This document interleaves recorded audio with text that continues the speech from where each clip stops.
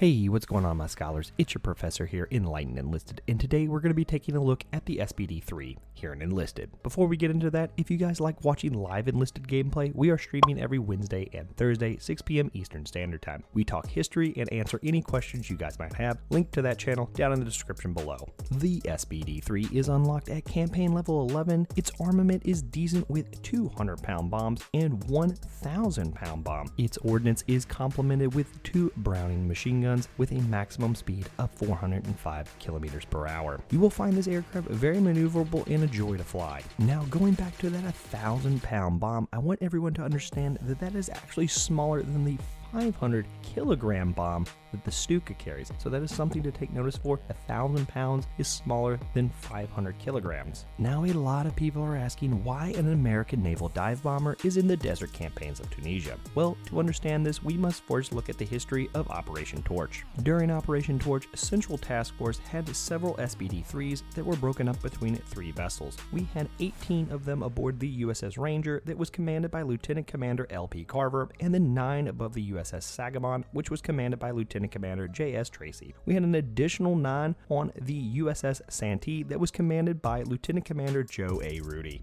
This task force would participate in Operation Catapult, which scored several hits on Vichy French naval vessels, and it was one of the big turning points for the war in the Mediterranean. Ultimately, 9 SBD-3s were lost during Operation Torch. There has also been a lot of speculation around this aircraft because it was mostly used in the Pacific, and a lot of people are saying that this is a soft confirmation that we are going to the Pacific next. Most people say this because of the 5,936 produced by the Douglas Aircraft Company. Most saw service in the Pacific theater. The SBD has an unofficial nickname, the Slow But Deadly Aircraft, which I find particularly true in game. The plane is a joy to fly, however. I generally prefer it over the Hurricane, and that reason behind is its payload of bombs. Now, I will ultimately admit, if you like strafing infantry, you are better off with the Hurricane. However, strafing is so hard in this game right now, I find that you are better off using the SBD-3 if you are trying to help out your team. I always prioritize enemy armor with my 100-pound bombs, as those will take out that Italian armored car, the AB-41, which I know a lot of Allied armor players are having a hard time taking out. I do, however, drop all 3 bombs at the same time, as I find that 1,000-pound bomb a little bit more forgiving if you miss the drop zone perfectly. While this may be a dive bomber historically, it is better to use the slower speed of the SBD to do a traditional bombing run, because you will be able to also strafe enemy infantry with those 2 M2 machine guns. When conducting your bombing run, you want to come in a long, flat trajectory, reducing your throttle as low as you can to keep the aircraft airborne. Drop your payload and then throttle up quickly, keeping your plane level. You are very exposed to enemy aircraft during this time. If the enemy has fighters up, you can expect to be shot down because of this. It is not a plane to get in a dogfight in. Depending on your speed is going to depend on how early you drop those bombs before your target. Usually I find it anywhere from 100 to 200 meters. You will be able to click your spacebar and drop those bombs on target. Now, because you are using this as a traditional bomber versus a dive bomber, it makes upgrading it a little bit of a hairy situation, as you are only going to get a better lift coefficient at 3 stars.